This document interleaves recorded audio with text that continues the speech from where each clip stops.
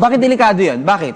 Ay, sapagkat puro straight ang mga punches ni Margarito. No? Nakita mo, ang straight punches, kapag dineliver mo sa isang taong nakatunganga lang sa harap mo, optimum ang impact ng tama. Samantalang pag gumagalaw ka, mapipilitang ikilo ni Margarito ang kanyang mga straight punches. So, kumbaga sa sniper, laging open ka? Oo, open ka for a straight shot. Pero do you think gagawin ni Pacquiao yung ginagawa ni Cintron na yan? Nakita ko ninyo, halos hindi gumalaw, halos nag-estatwa na sa harap ni Margarito. Hindi. Palagay ko, mas magiging magalaw si Manny Pacquiao. Pag ganito kasi, pag walang galaw, sigurado lusaw ang aabutin mo kay Margarito. Hindi po ganito ang magiging estilo. Dito masyadong kumpiyansa si Cintron. Akala niya, mas malakas ang kanyang power blows kumpara kay Margarito. Mas mataas yung knockout percentage ito si Cintron kumpara kay Pacquiao no? Correct. Pero well, at his weight class. At his weight class. So, inakala niya. Look, walang movement at all. Very confident, but this is a false sense of bravado para kay Kermit Cintron. You do not fight a puncher head-on. Ano? Kumbaga, alam mo, tren yan. Alam mo, missile yan. Hindi mo pwedeng salubungin ng head-on. Sasabog ka. So, ito yung basically unang nasilip ni Freddy Rochan. Huwag kang iistatwa sa harap ni Antonio Margarito dahil pihado, easy target ka. Sigurado, straight shot to the head ang aabutin mo kay Antonio Margarito. So, ilabas muna natin yan, Tito Art and Direk. Ano? Attorney Ed, no, common denominator. No, kumbaga, dati binabasehan natin yung mga nakakalaban ni Manny Pacquiao sa mga nakakalaban na rin, no, nung katunggali niya. And in this case, Margarito, nakalaban na niya si Joshua Clottey. No, pero definitely, sino ba naman si Joshua Clottey? Miguel Cotto. Tinalo niya, no, in, I believe, in 11 rounds, no, kung hindi ako nagkakamali. Pag-aralan natin, Attorney Ed, yung naging laban ito pong si Margarito at saka ito pong si Miguel Cotto, Attorney Ed. Doon kay Kermit Cintron, wala pong galaw. Hindi gumagalaw si Cintron. Tingnan nyo ang galaw ni Miguel Cotto. May side-to-side movements ang Miguel Cotto. And look kung paano tumama si Margarito. Look at those side-to-side movements of Miguel Cotto. He's giving Margarito angles. Nasaan yung mga straight punches ni Margarito? Hindi tumama, dumadaples.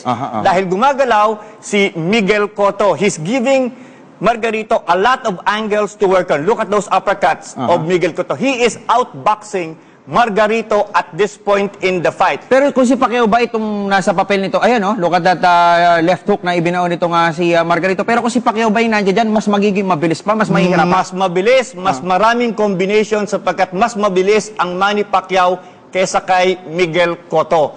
Ang problema na nakita mo dito, kaya ni Margarito ang suntok ni Cotto. At hindi siya tumigil sa pagpasok. Na-intimidate na si Cotto nung huli at parang sinasabi, ano ba to, kahit na anong gawin ko, tuloy pa rin ang pagpasok nitong si Margarito. Kaya eventually, by the 11th round, hindi na siya makagalaw. Ito, pag sinasabi ko, again, stationary siya na dito. Ito yung gustong gawin ni Margarito kay Pacquiao, no? Iko-corner niya. Iko-corner niya, hindi ka makakalayo, masusukat ka niya. Pero take note, mga kaibigan, ito pong laban na ito ni Margarito, ito po yung isang controversial na tinatanong ho ng mga fans sa sinasabing, dito ho, posibleng may semento yung kamay ni Margarito. Kaya tignan ho niyo yung mukha ni Cotto. Ayan, no? Kita niyo, parang hiniwa, parang pinahiran ng blade. Kailangan i-emphasize natin, ang labang ito ay nangyari before January 2009 ng mabuking na merong plaster of Paris ang gloves. Pero ikaw naniniwala ka na may semento yung kamay ni... Ako naniniwala ko dito meron ng tampered gloves itong Antonio Margarito. Kasi nakita mo yung epekto ng suntok eh. Hindi nagsuswell eh, nahihiwa. Yung mukha ni Miguel Cotto, hindi basta-basta namamaga, hiwa. Parang may slicer. Parang may asero yung kamay eh, no? So, iyan ang napansin natin dyan. At makikita po ninyo, after January 2009, okay, ito po, iba yung video. Okay, yung ang video, laban ni Margarito. Yung January 2009, mga kaibigan, doon ho na-discover na meron hong inilalagay na plaster of Paris, yung parang pulbo, na pagkahon na basa, nagiging semento. At yan po ay sa laban against Sugar Shane Mosley, na marami ho nagsasabi na simbilis ni Manny Pacquiao. So siguro, i-roll natin direct no, yung laban ho nitong si Margarito at nitong si Sugar Shane Mosley. At mukhang ito, yung talagang pinag-aralan ng kampo nito pong si Manny Pacquiao. January 25, 2009. Attorney. Ito po ang labang ito. Bago ang laban, pinaltan ang gloves ni Margarito on the request of Shane Mosley. Sinabi ni Mosley, hindi pwede yung suot mong gloves, papaltan natin yan. Now, look at Margarito. Very tentative. He is coming in, but there are no punches. At tutukan po ninyo ang kanang kamay ni Mosley, the right hook. At tingnan po, lahat ng bibitawan ni Mosley, lahat right hook. Ito po ang kahinaan ni Margarito. Boom! Look at that right hook. Yung kaliwang braso ni Margarito, kapag niya binibitawan, hindi niya agad ibinabalik sa kanyang panga. And he is a sucker for the right hook. So kaya pala pinagbabalaki ni Roach Yun. na kanan ang gagamitin Lahat namin. kanan. Kaya sinasabi ni Fred Roach, right hook, dito po ay kitang-kita sa bidyong ito na yung kaliwang braso ni Margarito masyadong baba at masyadong mabagal kung i-deliver niya. Kaya kung matatiming pero mo, Attorney tatamaan Ed, si isa sa naging Margarito. factor din of course dito is yung naging speed, ano? Nito nga si, tapos na pa yung video, okay, ito naging speed, dito nga si Sugar Shane Mosley, and para dun sa ating mga kababayan na hindi masyadong maalam sa karir ni Antonio Margarito, ano ba yung naging recipe ni Mosley, no? Yung paano naging advantage yung kanyang speed, kaya't nakuha niyang gupuin sa 9th round itong si Antonio Margarito. Pakita natin, Direk Louie and Tito Art. So, Attorney Ed, ayan, i-analyze mo yung final round nung bakbakan ni Mosley at saka ni Margarito. Sa tingin mo, pag ito si Pacquiao ang kalaban dyan sa fight na yan? Dito, palagay ko, makikita nyo yung rapid firing ni Shane Mosley. Maduduplicate ni Manny Pacquiao yan. He can even be faster.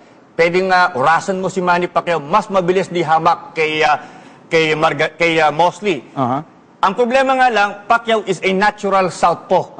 Ano? So, pero nadidevelop na yung kanan ni Manny Pacquiao Look at mas wild pa nga itong si Mosley compared kay Manny Pacquiao. Mas precision ang punching ni Manny Pacquiao compared to Shane Mosley. So yung combination ba ni Mosley, sa tingin mo mas marami pang magbitaw itong si Manny Pacquiao? Mas marami.